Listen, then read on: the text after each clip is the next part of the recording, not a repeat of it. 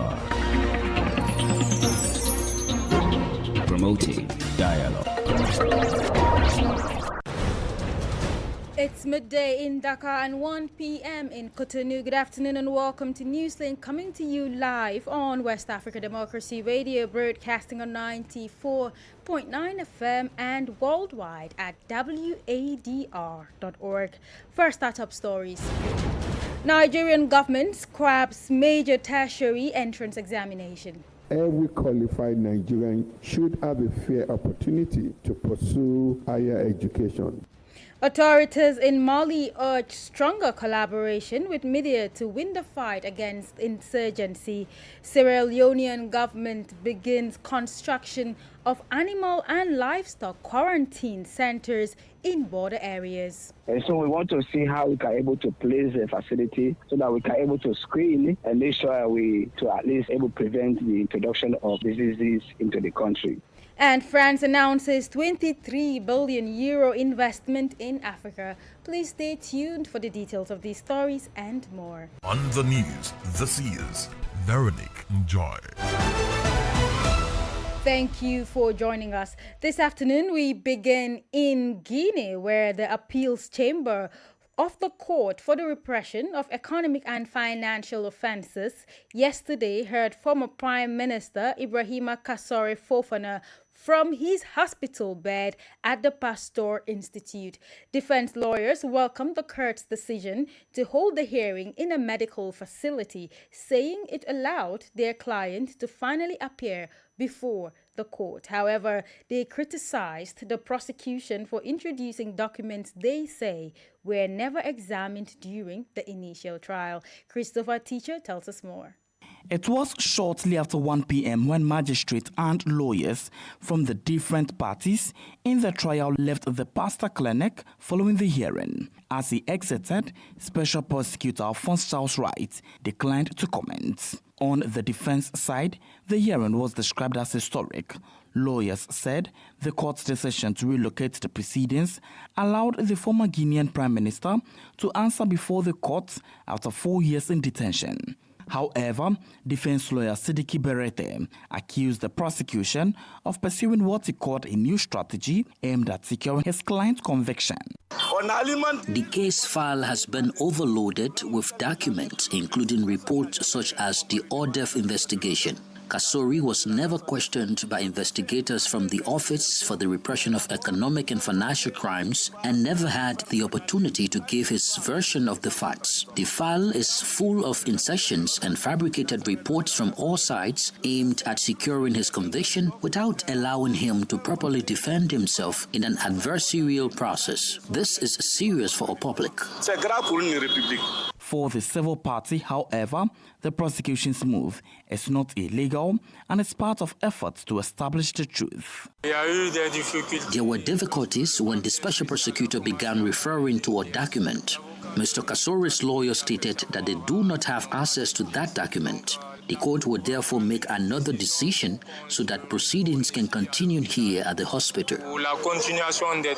Barring any last-minute changes, the regular hearing is expected to resume next Tuesday before the Court for the Repression of Economic and Financial Offences. A report by WADR's Cherno Alpha Ibrahima Balde, voiced by Christopher Aticho. In neighboring Mali, nearly 2 weeks after the coordinated attacks of April 25th that targeted several cities of the country, the transitional authorities are seeking to tighten control over national communication efforts. On Monday, the Minister of Communication met with heads of public and private media outlets, calling on the press to counter what he described as negative narratives being spread by foreign media about the country's security situation. Imo Edit has more details in this report.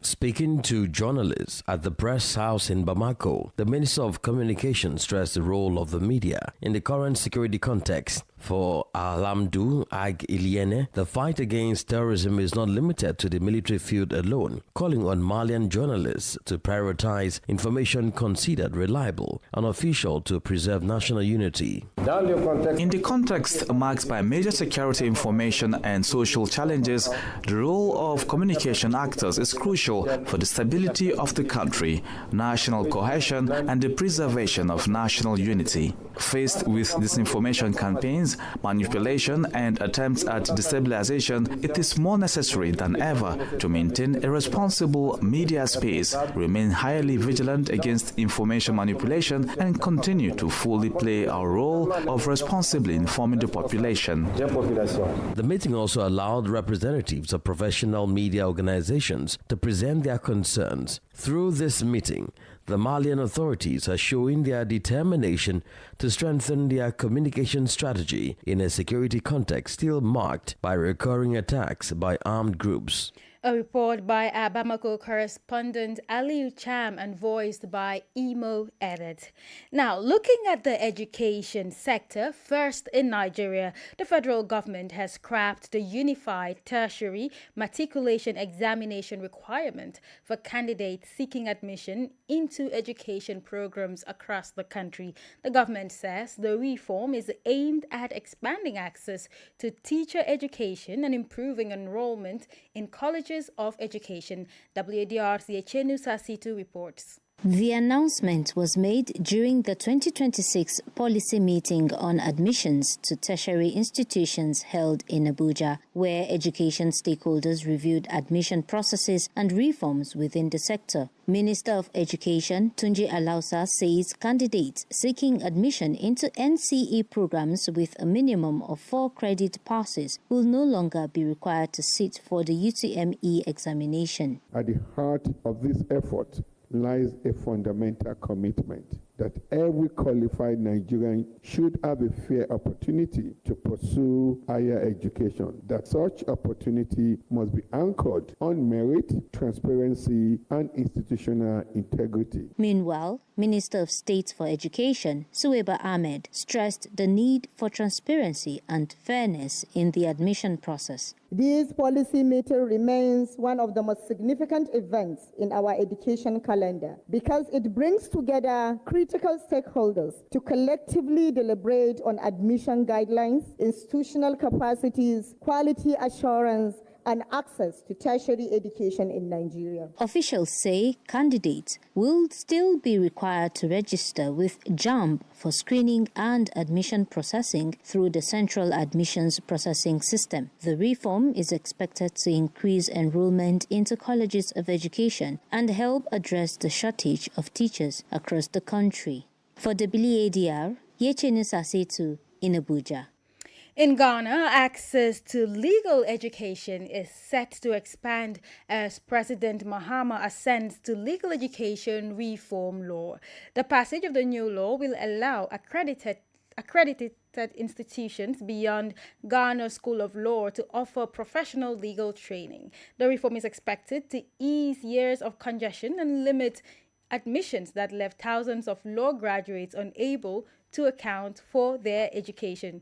WADR's Nadede Tete reports. Thousands of law graduates across Ghana could soon have a clearer pathway to becoming lawyers following President John Dramani Mahama's assent to the Legal Education Reform Act 2025. The new law opens up professional legal education to accredited universities and institutions, ending the long-standing monopoly of the Ghana School of Law, which for more than 6 decades remains the sole institution authorized to run the professional law course. For years, concerns have been raised about the limited spaces available at the Ghana School of Law, with many qualified LLB graduates unable to progress despite completing their university education. Speaking after assenting to the bill, President Mahama said the reform is intended to preserve high standards in legal education while creating broader opportunities for aspiring lawyers. Attorney General and Minister for Justice Dr. Dominic Ayine says the law will also promote equal access to legal training regardless of geographical location. immediate implementation will start with the establishment of the Council for Legal Education, which is the body that will oversee legal education in the country. We'll also start the process of accreditation of the law schools that will be running the law practice course, and be making budgetary provision for the implementation in the 2027 budget. The reform has been widely welcomed as a major step towards reducing barriers to legal education and widening access to the legal profession across the country. For WADR, Nadidi Tete, Accra. More stories coming up on West Africa Democracy Radio. Newslink continues.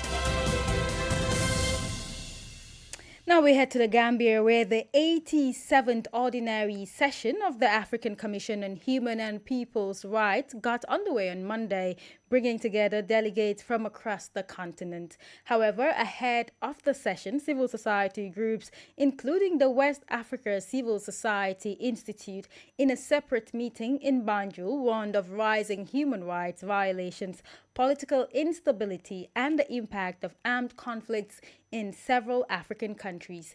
The ordinary session, which runs from May 20th, is expected to focus on insecurity, shrinking civic space, growing human rights concerns, governance, and accountability. Francis Boniface reports.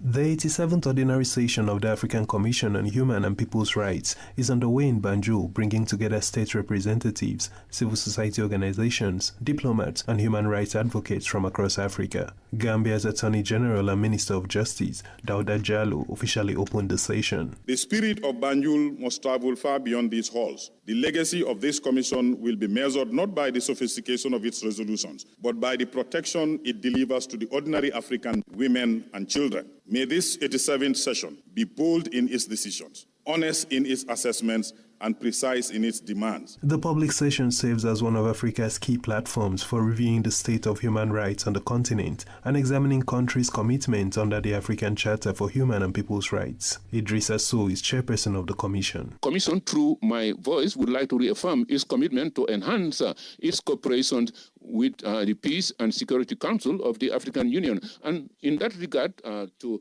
continue its monitoring system and fact-finding system as was done in Sudan, with a view to ensure that the civilian victims are catered for.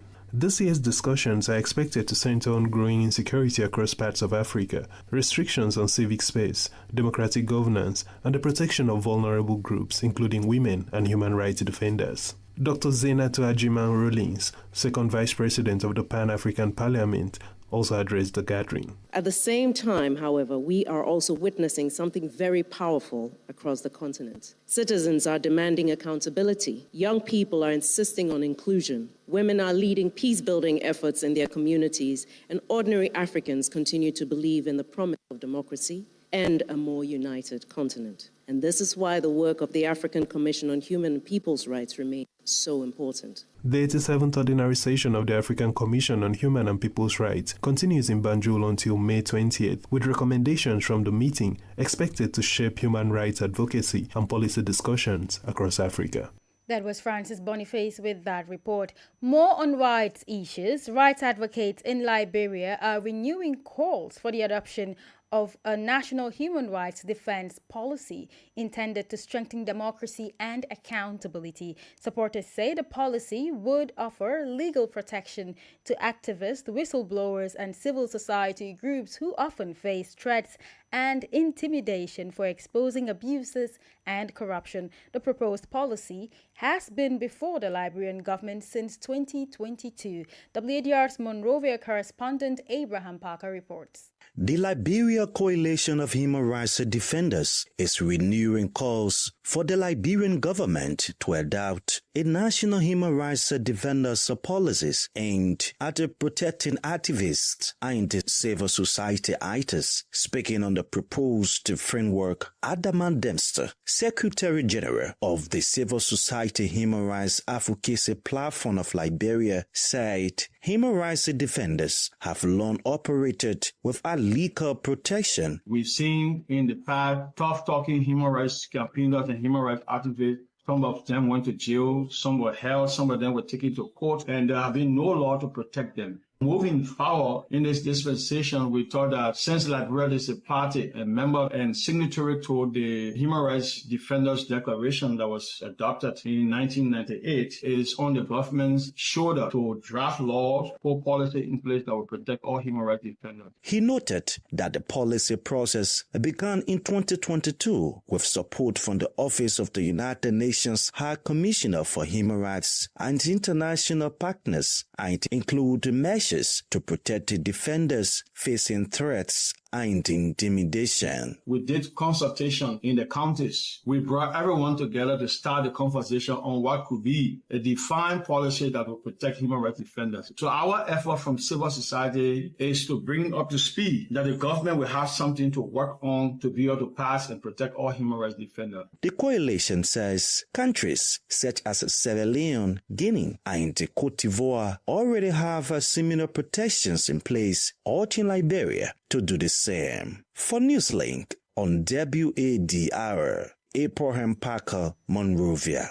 In the meantime, authorities in Sierra Leone are facing growing pressure following allegations linking the country to international drug trafficking and organized crime networks. The concerns were raised by opposition leader Abdoulaye Kagbo in an open letter to President Julius Maada Bio after Spanish police intercepted a vessel carrying 30 tons of cocaine valued at around $700 million. The Comoros-flagged ship, which had departed from Freetown, was seized in the Atlantic Ocean along with firearms and several foreign nationals on board. Sierra Leonean authorities say investigations are underway to determine how the vessel left the country undetected.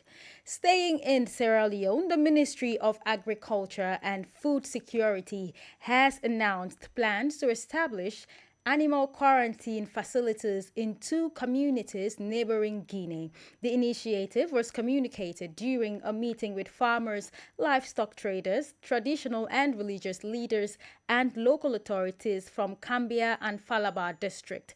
The objective is to strengthen animal health management and disease surveillance along Sierra Leone's borders. Saidu Mayanga is Director of Livestock and Veterinary Service at the Ministry of Agriculture and Food Security. Sierra Leone has struggled with the three outbreaks, COVID and Mpox, coming down to Ebola, and these are all things.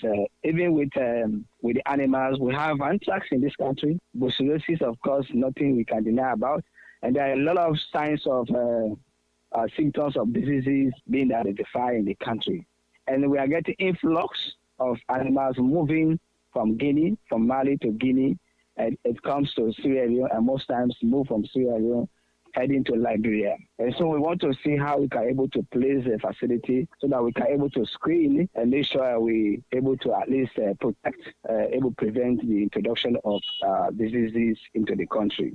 Stay tuned as we will bring you more on this conversation during our guest interview segment.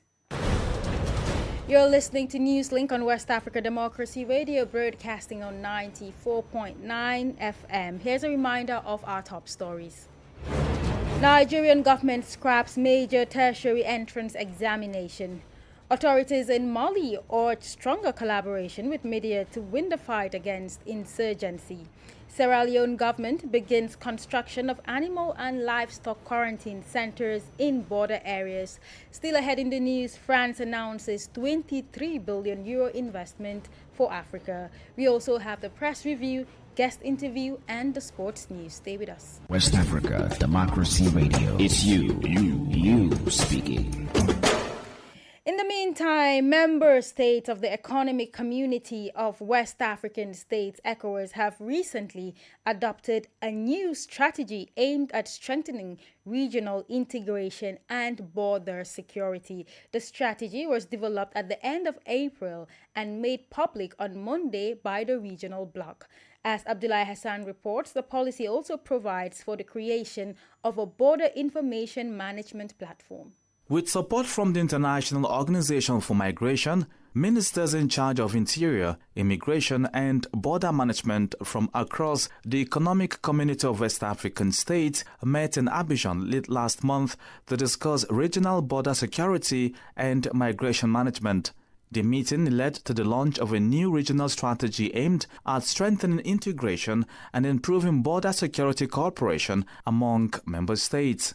According to the final report released Monday, the plan includes an operational roadmap to improve coordination on border controls and migration flows, as well as the creation of an integrated border information platform linking national databases and enhancing interoperability between security systems. Participants also reaffirmed their commitment to ensuring mutual recognition of the ECOWAS biometric identity card across air, land and sea borders in the region by December 2026. Regional officials say the initiative is expected to boost the free movement of people while reinforcing regional cooperation in addressing migration and security challenges across West Africa. That was Abdullahi Hassan reporting there. French President Emmanuel Macron has announced 23 billion euros in investment commitments for Africa at the Africa Forward Summit in Nairobi, Kenya. The announcement comes as France seeks to redefine its relationship with the continent. The two-day summit has brought together dozens of African leaders and business executives amid growing efforts by Paris to strengthen economic ties and rebuild trust after years of strained relations with several former French colonies. Here is the French President Macron speaking. Et donc je voulais simplement vous annoncer aujourd'hui que à travers cette mobilisation, tout ce qui a été fait. And so, I simply wanted to announce today that through this mobilization and all the work that has been done, there are already very concrete results for the African continent. Today, thanks to your efforts and the initiatives undertaken, 23 billion euros in investments have been announced for Africa. This includes 14 billion euros from French companies, major corporations, mid-sized firms and small and medium-sized enterprises investing across the continent. I would like to commend all the business leaders present here today who are investing not only in Kenya, but across all the countries represented here. These investments are expected to create more than 250,000 direct jobs in both France and Africa. Ils vont créer plus de 250,000 emplois directs en France et en Afrique. That was French President Emmanuel Macron. This is the Newspaper Review. Stay abreast and find out what the top stories are in your country. This is the Newspaper Review. The Newspaper Review. For the Newspaper Review this afternoon, let's join Abraham Parker in Monrovia. And we begin with Heritage Newspaper with these stories. Where did the morning go? That's a calling to Heritage Newspaper. And in photo is the Liberia Revenue Authority box, Jeans Double Jala. The next story says, on current National Oil Company of Liberia bus, LPRA turned into corruption empire. GAC audit reveals shocking abuse of public trust. That's a calling to the Heritage Newspaper. The next is the New Republic Newspaper. It is not over yet. Government reacts to tour equator, signals possible Supreme Court battle. Tale of corruption. GAC order reveals improprieties at LPRA. Our next stop is the Analyst Newspaper with these stories. 5 decades later, NASCAR moves from welfare agency to largest biometric investor. And BFF, along with the Office of the World Economic Crime Court in Liberia and Vote RL, unveil national framework, launches dialogue, targeting justice dialogue. Well, that does it for this edition of Press Review from Liberia's capital, Monrovia. Thanks so kindly for listening, and it's back to you in studio. That was the Press Review with Abraham Parker. Politics, analysis on major news, social matters, and all.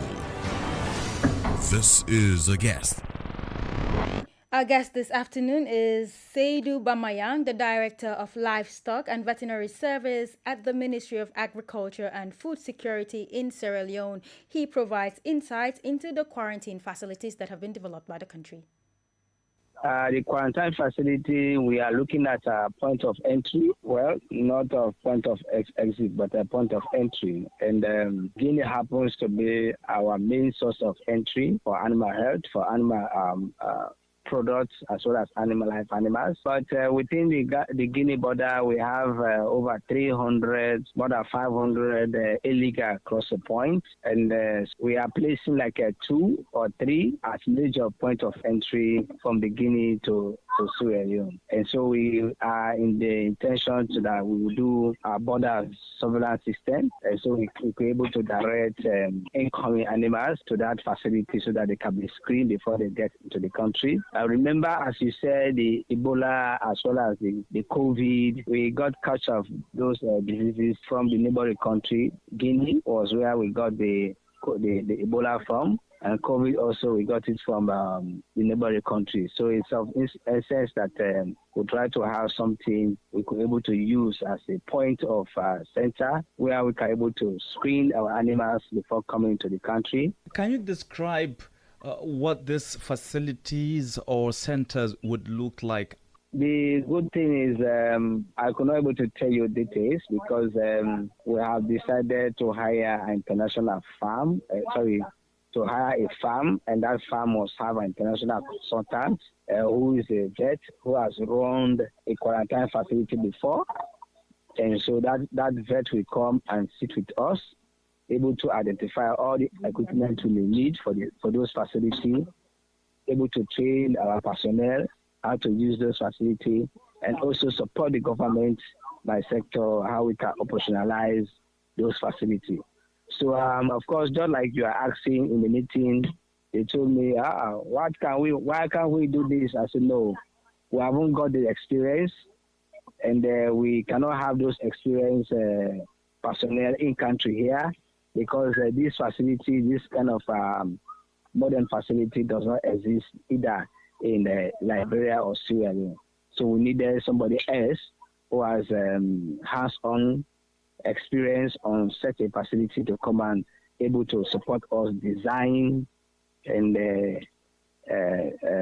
able to identify equipment, supervise the construction, and then train people how to use those equipment, install them, operationalize, how we can link that facility to the data hub for our surveillance system and reporting. So those are all the things we are looking at. What's the duration? What's the set time frame for the actualization of this project, and how much will this amount to by the time it's completed?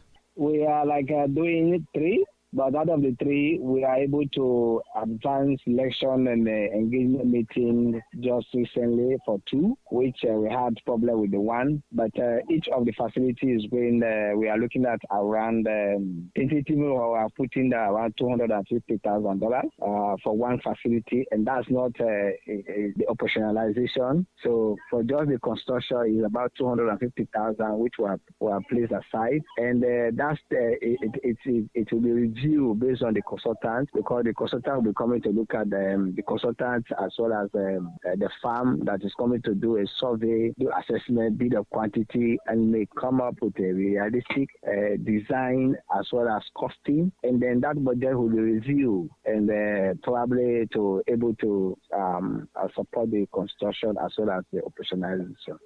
But for the operationalization, we have around $250,000 to $80,000. That was Seydou Bamayang of Sierra Leone.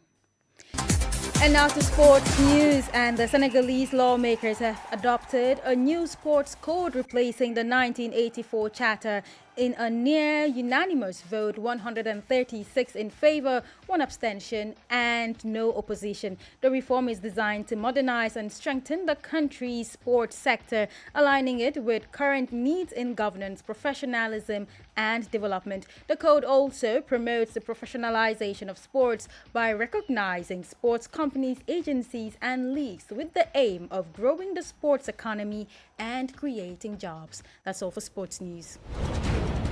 And we have come to the end of this edition of Newslink on West Africa Democracy Radio, broadcasting from Dakar, Senegal. Thank you for listening, and many thanks to Ismaila Kamara and Maudo Ju for the technical assistance. Do interact with us via our social media platforms, X, Instagram, and Facebook at WADR English.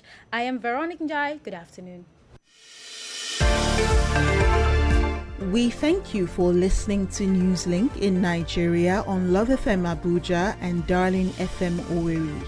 In the Gambia on Hot FM Banjul, Hilltop FM and Veritas Radio in Serekunda. Thank you for listening on Alternative Youth Radio Lofa County, Liberia, Radio Kegaman in Nimba County, and DCN Radio Riverses County. A big thank